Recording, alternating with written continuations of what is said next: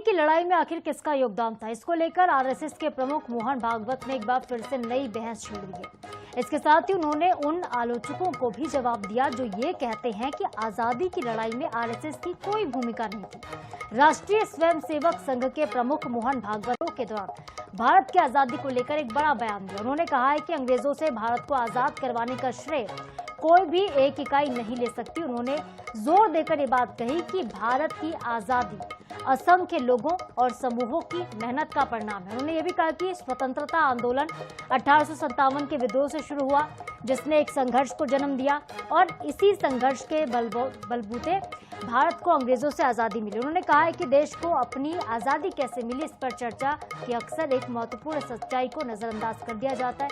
ये किसी एक व्यक्ति के कारण नहीं हुआ, न एक किसी पार्टी की वजह से हुआ।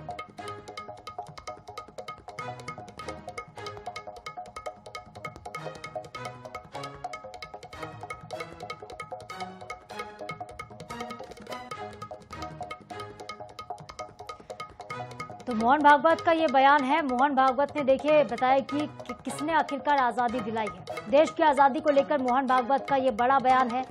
देश को आजादी कैसे मिली, इस पर बहस होती रहती है, हमेशा इस पर बहस होती है। कहा जाता है हर समय कि आरएसएस की कोई भूमिका नहीं थी, ये लेकिन किसी एक व्यक्ति के कारण नहीं मिली है, ये कहना है मोहन भागवत का। किसी एक व्यक्ति को इसका श्रेय नहीं लेना चाहिए।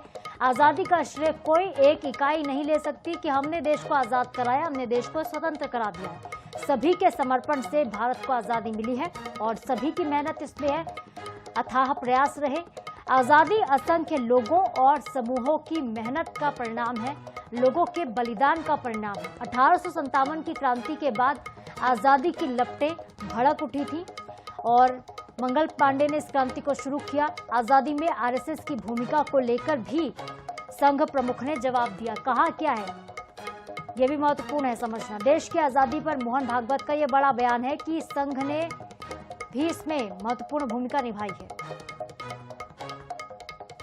हे त्यांना फार थोडं करावं लागतं, पण खूप दिसायला लागतं। स्वातंत्र्य कोणामुळे मिळालं अशी चर्चा चालते आपल्याकडे। खरं पाहिलं तर कोणा एकामुळे मिळालं का? 1857 पासून प्रयत्न सुरू झाले स्वातंत्र्याचे।